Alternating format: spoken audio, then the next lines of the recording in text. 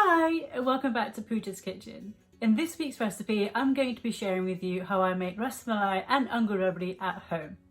This is one of my favourite desserts since I was little.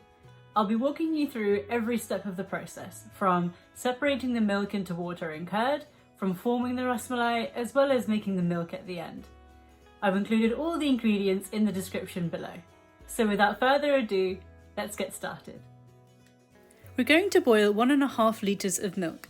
Be sure to use a thick base pan to prevent the milk from burning and sticking to the bottom. Continue to stir gently until the milk starts to boil.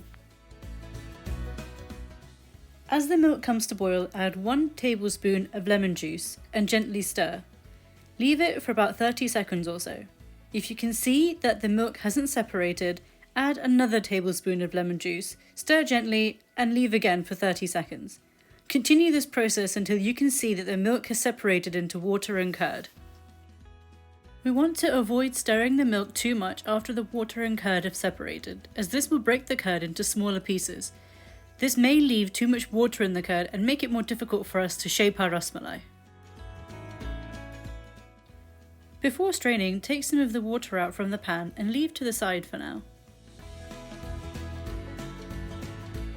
To separate the curd from the water, we're going to need a cheesecloth or a finely woven cotton cloth. This is what I'll be using.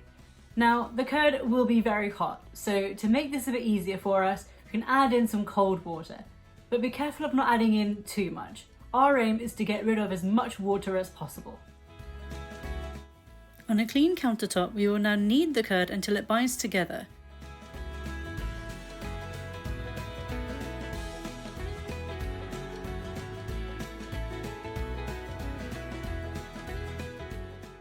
Once the curd is smooth and no longer sticking to your hands, section this off into smaller parts. This will make it easier to handle. Take one piece and roll out into a long cylinder.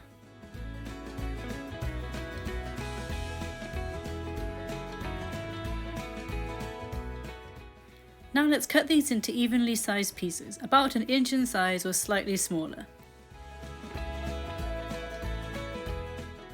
Taking one piece at a time, we're going to shape our rasmalai.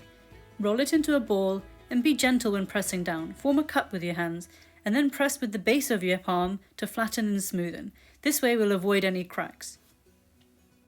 This feels a little dry to me, so I'm going to add a teaspoon of water from what we took out earlier. I've now kneaded this again and we'll cut into small pieces once more.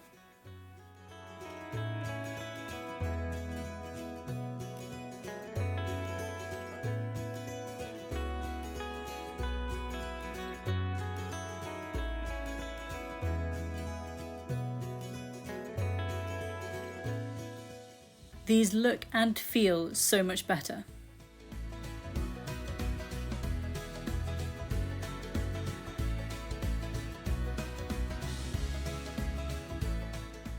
I'm now going to repeat the same process for the second batch of our rasmalai.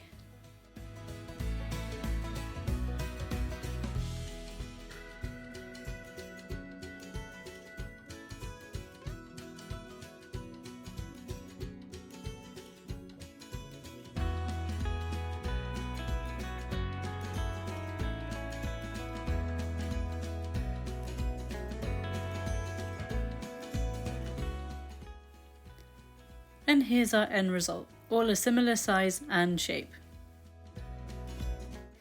From the other half of our remaining curd, I'm going to create much smaller balls.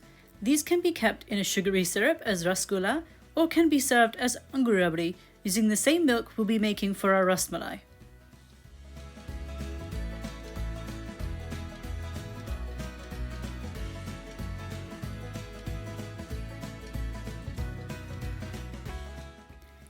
We're now going to prepare our sugary syrup to cook our rasmalai. I'm using 450 grams of sugar. The proportions here are really important. We want 3 cups of water to 1 cup of sugar, so be sure to measure these out accurately. Now that our sugar has melted and the water has come to a boil, it's time to add in our rasmalai.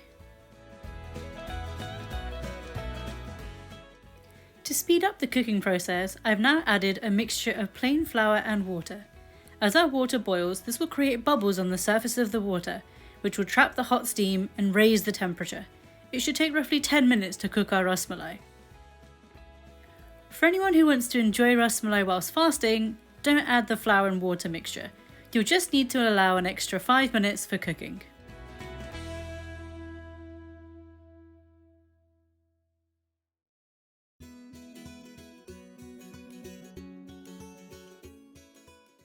It's been 10 minutes and our rasmalai is now fully cooked. I'm going to take this out into a separate bowl to cool.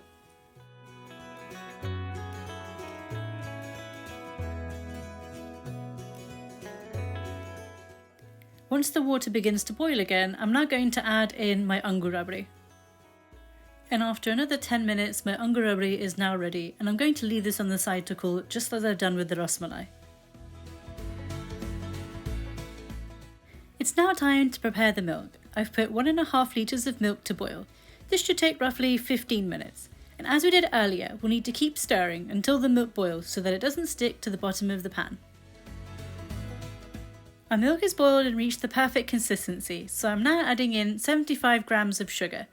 Feel free to adjust this based on your own preferred taste. Once the milk has come to boil again, add in ground cardamom and saffron.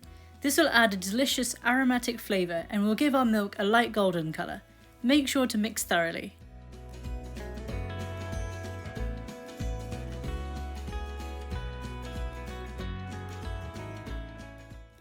Our milk is now ready, so let's turn off the heat. Now it's time to squeeze the sugary syrup from our rasmalai. Take one at a time and gently squeeze the sugar syrup out and place this into a separate bowl.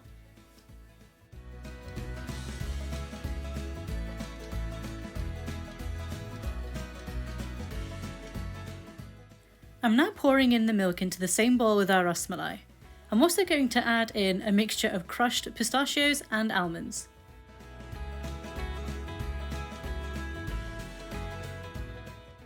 I'm now going to show you the same process for angur rabri. Here we can take more than one at a time as they are much smaller. Rasmalai and angur rabri can be stored in the sugary syrup for up to 4 to 5 days in the fridge. You can prepare the hot milk just before you want to enjoy it. Just like we did with our rasmalai, I'm pouring in the milk into the same bowl as our angur rabri. I'm also going to sprinkle on some crushed almonds and pistachios.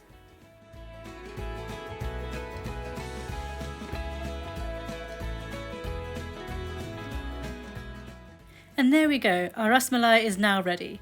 Doesn't that look scrumptious? Rasmalai and angur rabri can be enjoyed as part of a meal or as a dessert on its own. And if you enjoyed this week's recipe, don't forget to hit that like button. Leave me your thoughts in the comments and share this with your friends and family.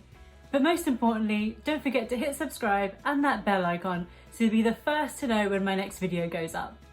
So until next time, kao pior and jal sa karo. Bye!